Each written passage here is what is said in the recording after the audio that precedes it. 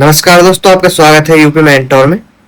तो हम आज पढ़ेंगे उत्तर प्रदेश लेखपाल परीक्षा के लिए ग्रामीण विकास और पंचायती राज की महत्वपूर्ण योजनाएं और नीतियां। ठीक है, तो ये बहुत ही इंपॉर्टेंट है यूपी लेखपाल के लिए और यूपी पुलिस के लिए। तो लाइक कर देना वीडियो को और चैनल को सब्सक्राइब कर देना। चलिए देखते हैं। पहली योजना है उत्तर प्रदेश मातृभूमि योजना। इसका उद्देश्य क्या था? निजी व्यक्तियों संस्थाओं द्वारा ग्राम पंचायतों में विकास कार्य कराना, जैसे कि school, open gym, smart class आदि खोलना। ठीक है, ये निजी व्यक्ति संस्थाओं द्वारा कराए जाते हैं, जिसमें 60% विकास कार्य करवाने वाले व्यक्ति संस्था द्वारा दिए जाते हैं और 40% जो पैसे हैं वो राज्य सरकार द्वारा दिए जाते हैं। ठीक है, महत्वपूर्ण तथ्य अधिनियम। यूपी पंचायती राज अधिनियम की धारा 15 के अंतर्गत है और कर छूट दानदाताओं को आयकर अधिनियम की धारा 12A और 80G के तहत छूट प्रदान की जाती है। ठीक है, जो ये कार्य करवाता है और इसके जो है इसका जो नाम है आप अपने पूर्वजों या अपने घर के किसी सदस्य के ऊपर रख सकते हैं। तो चलिए आगे देखते हैं। ग्राम पंचायत आधारभूत संरचना। बहुउद्देश्य पंचायती घर योजना आई थी कब? 2014-15 में। इसमें जो सामान्य लागत लगती थी वो थी 17.4 लाख प्रति इकाई। ठीक है, ये पंचायती घर बनाए जाते थे। इसके अंदर भूकंप रोधी क्षेत्रों में पंचायत के लिए कितने रुपए मिलते हैं? 18,03,000 ठीक प्रति इकाई। फिर निर्धारित क्षेत्रफल तो ये होता है 143.01 वर्ग मीटर। इसमें सुविधाएं क्या क्या होनी चाहिए? 8 कक्ष होने चाहिए, मतलब कमरे, और 2 शौचालय और सोलर लाइट और बाउंड्री वॉल। ठीक है, चारों तरफ से बाउंड्री होनी चाहिए इसकी। तो ये बहुउद्देश्य पंचायती भवन योजना के अंतर्गत है। ठीक है, ये यूपी सरकार की है। फिर अंत्येष्टि स्थल निर्माण। तो इस योजना का प्रारंभ किया गया था वर्ष 2014 में 2 सितंबर में। ठीक है, जिसमें राज्य सरकार द्वारा 24.36 लाख रुपए प्रति स्थल के दिए जाते हैं, जिसमें निर्धारित क्षेत्रफल होता है 70 से 50 वर्ग मीटर का। ठीक है, जिसमें सुविधाएं क्या क्या होनी चाहिए? तो एक प्लेटफॉर्म होना चाहिए, स्नानागार होना चाहिए और शौचालय होना चाहिए। ठीक है, तो चलिए देखते हैं आगे और योजना। ग्रामीण प्रोत्साहन एवं उत्सव भवन। तो ग्रामीण उत्सव भवन निर्माण 2025-26 में। इसके जो उद्देश्य क्या है? शादी मांगलिक कार्य हेतु सस्ते सार्वजनिक स्थल बनाना। ठीक है, तो इसमें क्या होता है? 50% पहली किस्त में मिल जाता है पैसा और 40% 70% कार्य पूर्ण होने पर और 10% जो पैसा है वो कार्य पूर्णता प्रमाण पत्र मिलने पर मिल जाता है पैसा। ठीक है, चलिए आगे देखते हैं। मुख्यमंत्री पंचायत पुरस्कार योजना 2017 में आई है। तो इसमें इसका जो चयन किया जाता है, प्रत्येक जनपद से 5 सर्वश्रेष्ठ ग्राम पंचायतों का गठन किया जाता है। ठीक है, जिसका आधार क्या होता है? 9 थीम पर मूल्यांकन होता है और जिसमें पुरस्कार राशि कितनी मिलती है? तो प्रथम स्थान पर जो ग्राम पंचायत आती है उसे 35 लाख रुपए, द्वितीय स्थान पर आती है उन्हें 30 लाख रुपए और तीसरे स्थान पर जो ग्राम पंचायत आती है उन्हें 20 लाख रुपए की धनराशि दी जाती है और चतुर्थ स्थान पर 15 लाख और 5वें स्थान पर 10 लाख की धनराशि दी जाती है। ठीक है, मार्किंग। कुल अंक प्रति थीम 10 है, लेकिन सुशासन वाले गांव है तो 20 अंक निर्धारित है। ठीक है, इंपोर्टेंट योजना है। चलिए आगे देखते हैं। निधि वितरण फॉर्मूला एवं पेयजल सेल। पंचायती राज संस्थाओं के मध्य वित्तीय बंटवारा तो कैसे होता है? तो इसमें होता है 15% जो धन है उसका आवंटन मिलता है पंचायत जिला पंचायत को। ठीक है, और 15% क्षेत्र पंचायत को, जबकि 70% जो है धन मिलता है ग्राम पंचायत को। फिर टाइड बनाम अनटाइड ग्रांट। ठीक है, तो 50% ODF रख रखाव स्वच्छता और इसके लिए मिलता है और 50% मिलता है पेयजल आपूर्ति और जल संचय के लिए। ठीक है, ये कैसा होता है? टाइट ग्रांट होता है, टाइट। ठीक है, इसमें क्या होता है? आप इसका पैसा और कहीं खर्च नहीं कर सकते। ये 50% आपको इन्हीं कार्यों के लिए खर्च किया जाएगा। ठीक है, फिर होता है अनटाइड ग्रांट। ये स्थानीय आवश्यकता है तो स्वतंत्र है, मतलब आप अपने हिसाब से जो आवश्यकता है उस पर इसका पैसा खर्च कर सकते हैं। ठीक है, चलिए आगे बढ़ते हैं। पंचायत कल्याण कोष वित्तीय सहायता। तो पंचायत प्रतिनिधियों की पद पर रहते हुए मृत्यु होने पर आश्रितों को क्या क्या सहायता मिलती है देखते हैं। तो जिला पंचायत जो अध्यक्ष होते हैं, प्रमुख होते हैं, उन्हें 10 लाख रुपए मिलते हैं मृत्यु होने पर, और पंचायत सदस्य को मिलते हैं 5 लाख रुपए, ठीक है, जिला पंचायत की। क्षेत्र पंचायत तो 10 लाख रुपए मिलते हैं अध्यक्ष और प्रमुख को, और 3 लाख रुपए मिलते हैं पंचायत सदस्य को। क्षेत्र पंचायत में तो 10 लाख की धनराशि अध्यक्ष और प्रमुख को मिलती है, जबकि 2 लाख की धनराशि पंचायत सदस्य को दी जाती है, ठीक है। महत्वपूर्ण शर्त क्या है इसमें? मृत्यु प्राकृतिक या दुर्घटना में होनी चाहिए, आत्महत्या या आपराधिक कृत्यों में संलिप्तता होने पर यह राशि देय नहीं है, ठीक है, इंपोर्टेंट है। चलिए आगे देखते हैं। अब देखेंगे हम ग्राम पंचायत विकास योजना, जीपीडीपी, ठीक है। इसकी टैगलाइन क्या है? हमारी योजना हमारा विकास, जो कि 2015-16 में आई थी, ठीक है। तो अब देखते हैं इसमें 5 चरण है।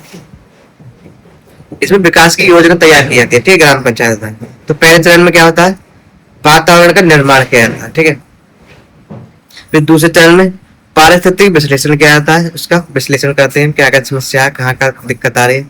फिर तीसरे चरण में आवश्यकताओं समस्याओं की पहचान में प्राथमिकता, ठीक है, मतलब जो आवश्यकता है, जो समस्या है, उनकी पहचान करते हैं, और जो इसमें भी जो प्राथमिकता पर हो, ठीक है, जो जरूरी हो, उनमें वो चुने जाते हैं।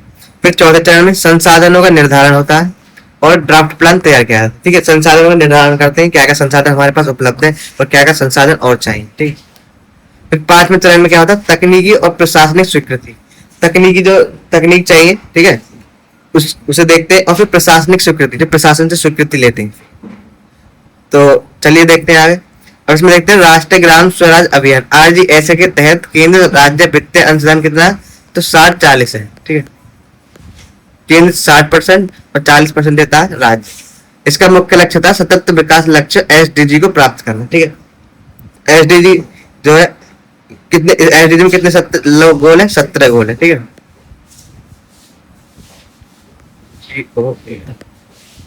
चलिए आगे देखते हैं। तो हम देखेंगे स्वच्छ भारत मिशन ग्रामीण ODF प्लस की श्रेणी। तो ODF प्लस की श्रेणी में क्या क्या आता है?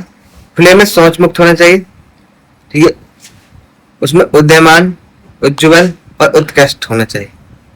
ठोस अपशिष्ट प्रबंधन के लिए तरल और तरल, इसमें भी, ठीक है, उज्ज्वल में भी, उद्यमान में, और उत्कृष्ट में भी होना चाहिए। फिर तरल अपशिष्ट प्रबंधन, इसमें भी तीनों होना चाहिए, ठोस और ठोस, ठीक है। अब देखता है दृश्यमान, स्वच्छता, सुंदरता। तो इसमें उद्यमन नहीं होना चाहिए और उज्ज्वल नहीं होना चाहिए, उत्कृष्ट होना चाहिए, मॉडल, ठीक है। फिर देखते हैं बजट प्रावधान। शौचालय निर्माण हेतु कितने मिलते हैं? 12,000 रुपए प्रति इकाई, और गोवर्धन योजना है 50 लाख का प्रावधान, ठीक है, गोवर्धन योजना। चलिए आगे देखते हैं। अब देखें पंचायत सशक्तिकरण आधुनिकीकरण, राम मनोहर लोहिया पंचायत सशक्तिकरण योजना। ये किस वर्ष में आई थी? 2015-16 में, और पूर्णतः क्या? राज्य द्वारा पोषित, ठीक है, सारा धन राज्य द्वारा दिया था। इसका उद्देश्य है पंचायतों में ई-गवर्नेंस की स्थापना करना। संचालन कौन करता है? राज्य व्यू समिति कहती है, सचिव अध्यक्षता करते हैं, और वह कार्यकारी समिति, ठीक है। तो इम्पोर्टेंट योजना है, ठीक है, याद रखनी है आपको। वीडियो पसंद आए तो लाइक कर देना। पंचायत उद्योग योजना, ठीक है, कब प्रारंभ हुआ? 1961 में, और ये चली थी चिन्हट लखनऊ से, ठीक है। चिन्हट कहाँ है? लखनऊ में, वहीं से। वर्तमान स्थिति, प्रदेश में 805 पंचायत उद्योग कार्य कर रहे हैं, ठीक है, इम्पोर्टेंट। डिजिटल लाइब्रेरी, इसका उद्देश्य क्या है? पंचायत भवनों में डिजिटल साक्षरता बढ़ाने के लिए डिजिटल लाइब्रेरी खोली जाएगी। वित्तीय मॉडल 100% केंद्र अंश, ठीक है, भारत सरकार द्वारा वित्त पोषित, केंद्र द्वारा पैसा दिया जाता है 100%। तो कमेंट में बताएं किस किस की ग्राम पंचायत में डिजिटल लाइब्रेरी बन चुकी है। चलिए आगे देखते हैं। राज्य व्यापक स्वास्थ्य एवं एकीकृत सेवा एजेंसी, तो SACHIC, ठीक है। तो प्राथमिक नोडल एजेंसी कौन कौन सी है देखते हैं। मुख्य कार्य क्या है? तो प्रमुख स्वास्थ्य कार्यक्रमों का प्रबंधन करना, जन औषधि केंद्र, सरकारी अस्पतालों में दवा केंद्र स्थापित करने की जिम्मेदारी होती है इसमें। अस्पतालों की निगरानी, सूचीबद्ध निजी व सरकारी अस्पतालों पर नियंत्रण रखना, और लाभार्थी यूपी के 9 करोड़ से अधिक लोग इसके लाभार्थी, ठीक है। संचालित योजनाएं आयुष्मान भारत, CM जन आरोग्य, कैशलेस चिकित्सा योजना, ठीक है, इसी के अंतर्गत आती है सारी। चलिए आगे देखते हैं। प्रमुख स्वास्थ्य बीमा योजना, आयुष्मान भारत योजना PMJ, कब शुरुआत हुई? इसकी शुरुआत हुई 23 सितंबर 2018 को। इसके अंतर्गत 5 लाख प्रति परिवार प्रति स्वास्थ्य बीमा मिलता है। ठीक है, जो पात्रता आधार क्या है, SACC 2011। ठीक है, सामाजिक आर्थिक जातिगत जनगणना। ठीक है, इसका पात्रता आधार। चलिए देखते हैं मुख्यमंत्री जन आरोग्य अभियान। इसकी शुरुआत हुई थी 1 मार्च 2019। इंपोर्टेंट है, जो परिवार आयुष्मान योजना PM जैसे छूट गए हैं उन्हें स्वास्थ्य लाभ प्रदान करने के लिए इस योजना को प्रारंभ किया है। ठीक है, और इसमें भी लाभ क्या मिलता है, इसमें भी 5 लाख रुपए ही मिलते हैं प्रति परिवार। ठीक है, चलिए आगे देखते हैं। अब देखेंगे हम पंडित दीनदयाल उपाध्याय राज्य कर्मचारी कैशलेस चिकित्सा। तो इसका उद्देश्य क्या है, राज्य सरकार के कर्मचारियों, सेवानिवृत्त कर्मचारियों और उनके आश्रितों को कैशलेस स्वास्थ्य देना। ठीक है, मतलब खाली कर्मचारी को नहीं मिलता है, इसमें सेवानिवृत्त कर्मचारी और उनके आश्रितों को भी कैशलेस स्वास्थ्य सेवा मिलती है। अब देखते हैं इलाज की वित्तीय सीमाएं। निजी सूचीबद्ध अस्पतालों में अधिकतम 5 लाख तक का कैशलेस इलाज प्रति परिवार प्रति वर्ष कराया जा सकता है। ठीक है, फिर बात करते हैं सरकारी मेडिकल कॉलेज अस्पतालों में बिना किसी वित्तीय सीमा के असीमित निःशुल्क इलाज उपलब्ध होता है। ठीक है, सरकारी में निःशुल्क और असीमित होता है। चलिए आगे देखते हैं प्रधानमंत्री भारतीय जन औषधि परियोजना PMBJP। ठीक है, इंपोर्टेंट योजना। चलिए देखते हैं, जिसकी शुरुआत कब हुई, नवंबर 2008 को। कार्यान्वयन pharma and medical bureau of India द्वारा किया था। लाभ क्या था, इसमें जेनरिक दवाओं पर 50% से 80% तक की भारी छूट दी जाती थी। ठीक है, इसका लक्ष्य वर्ष था मार्च 2027 तक 25,000 केंद्र खोलना। ठीक है, फिर अगला वो देखते हैं प्रोत्साहन राशि। प्रोत्साहन राशि, इसमें सामान्य प्रोत्साहन में कितना मिलता है, 5 लाख तक की राशि मिलती है। फिर देखते हैं आगे विशेष प्रोत्साहन, इसमें क्या मिलता है, 2 लाख तक का एक मुश्त। ठीक है, एक मुश्त मिलते हैं 2 लाख रुपए, जिसमें महिलाओं, SC ST और दिव्यांगों और पूर्व सैनिकों के लिए मिलता है। ठीक है, ये विशेष प्रोत्साहन। और महत्वपूर्ण तथ्य देख लेते हैं, 7 मार्च को जन औषधि दिवस मनाया जाता है। ठीक है, कितने को, 7 मार्च को। 2025 की थीम क्या रही है इसकी 2025 की थीम रही है जन औषधि सस्ती भी और भरोसेमंद भी। ठीक है, चलिए आगे देखते हैं।